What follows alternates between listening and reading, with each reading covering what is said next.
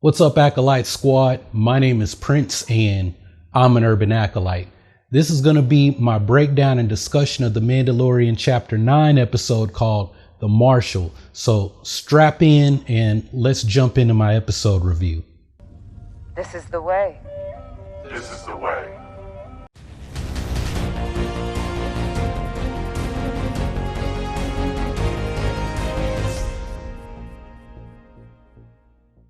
All right, so we're going to break down the season 2 episodes the same way we did back in season 1. So that means I'll give a quick review of the episode. We'll look at where Dinn Djarin is on the hero's journey, because that's always going to be part of storytelling in Star Wars. And then I'm going to talk about the 3 big things that I took away from this episode and that I'll be looking to learn more about as the season progresses. So real quick, if you're new here, we're talking about the hero's journey in our breakdown and reviews of the Mandalorian episodes. So make sure to subscribe to the channel to get all of the videos that are coming out about the Mandalorian.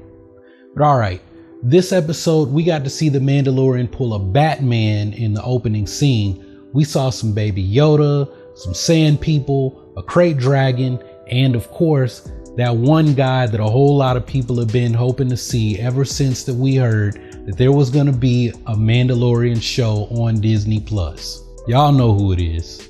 So this episode starts out with the Mando looking for other Mandalorians who can help him locate the Jedi as part of the charge that he was given by the armorer at the end of season 1. The Mando goes looking for this guy, Gor Koresh, who claims to know about a Mandalorian on Tatooine. Of course, we're all assuming that he's talking about Boba Fett, who we haven't seen since Return of the Jedi, which would have happened about 5 years before the start of season 1. But anyone familiar with the Aftermath trilogy, which occurs right after the Galactic Rebellion, knows that Cobb Vanth is currently wearing Boba Fett's armor out in Freetown.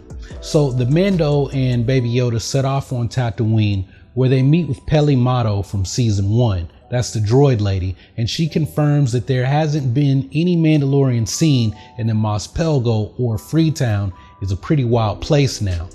Now here, Dinn Djarin says something interesting that I'm going to bring up later in the video, but we've been saying that Dinn Djarin is trying to locate a Mandalorian who can lead him to the Jedi. But what Dinn says is that he's looking for a Mandalorian who can help him locate other cells of Mandalorians so that he can eventually return Baby Yoda to the Jedi. Remember that, because I think this is going to be a major theme for the season that I'll be talking about later in this video. But all right, I'm not doing a full review of the episode because I assume that's what everyone else did on every other channel that's reviewing the Mandalorian. So let me get through this quickly. The Mando goes to Mos Pelgo, and of course he encounters Cobb Vanth, who is wearing Boba Fett's armor. There's almost a gunfight over the armor, but the two eventually reach an agreement that Cobb Vanth will return the armor to Dinn Djarin if he helps them get rid of the Krayt Dragon that is terrorizing the residents of Freetown. Now, if you know anything about Krayt Dragons in Star Wars, then you know that they're probably going to be Tusken Raiders or Sand People tracking this thing, because killing a Krayt Dragon is like this really huge rite of passage in the Tusken Raiders culture. So of course Dinn Djarin enlists the help of some of the Sand People who have been conducting raids on Freetown. But we later learned that the people of Freetown have been stealing resources from the Sand People. So this becomes this little story within a story of like how the enemy of my enemy is now my friend.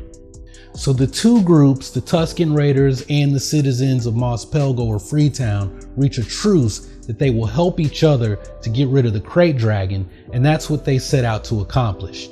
Now the plan ends up not really working out too well, and the Krayt Dragon starts to wipe them out until Dinn Djarin calls a major audible, because he remembers that the stomach is the weak point, so he allows the Krayt Dragon to swallow him along with a bantha that is strapped with a lot of explosives so that he can detonate the explosives from inside the Krayt Dragon's belly. Now with the Krayt Dragon slaughtered, the Sand People can play Easter egg hunt for the Krayt Dragon Pearl. Freetown no longer has to worry about the Krayt Dragon turning their homes into another unrecognizable part of the Dune Sea, and they also no longer have to worry about raids by the Tusken Raiders.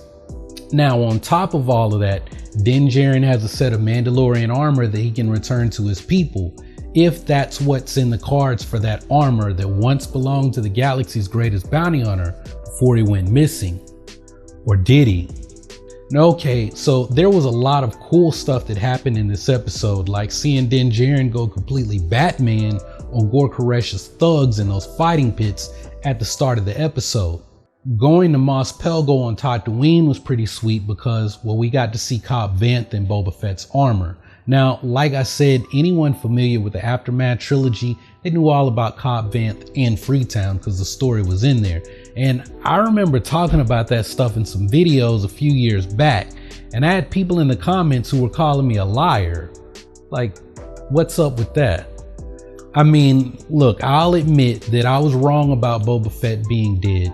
It turns out that he did survive the death of the Sarlacc after it basically puked out everything all over the Dune Sea that it was slowly digesting, allegedly. It actually died from being poisoned by all of the trash from Jabba the Hutt's barge.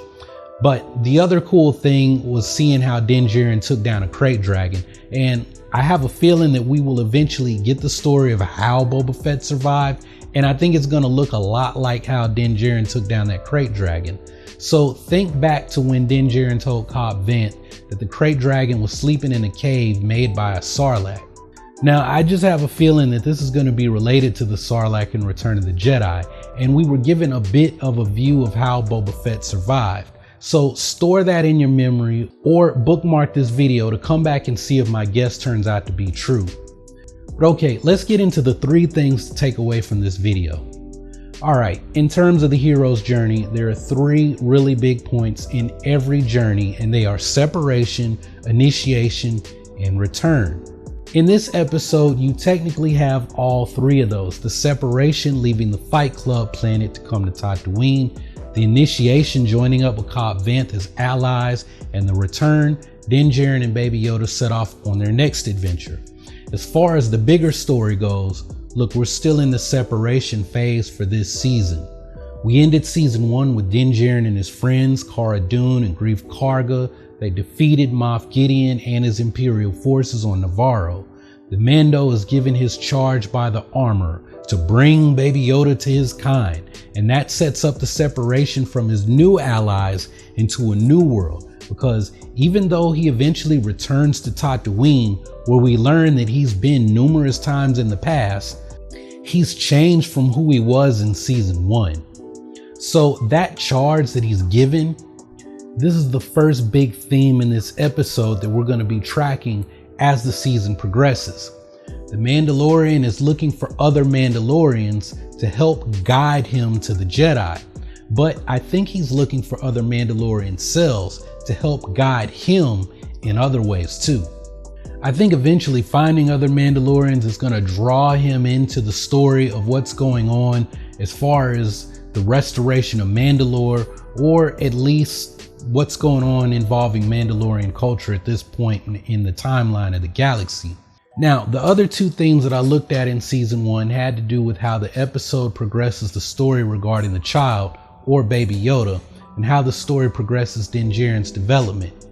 Right now, those 2 things are sort of linked. There wasn't much about Baby Yoda in this episode, besides him looking cute. And I imagine that he'll do something soon because, he's basically the star of the show. Eventually he has to do something to keep people watching. But the big story for Baby Yoda, or the child, is most likely going to come when Dinn Djarin learns more about him and the Jedi and the Force.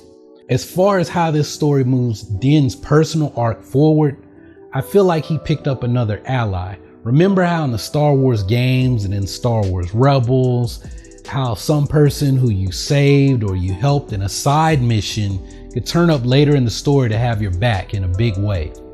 I think that is totally possible in the case of Cobb Vanth, so I would not be surprised if Timothy Olyphant pops up later either this season or somewhere in the next 2 seasons of The Mandalorian. For now, I really can't say much about how this is moving the Mando story forward, other than we know that he's looking for other Mandalorians. Now, one thing that I do want to touch on really quickly is how it's really fascinating that he can communicate with the Sand People.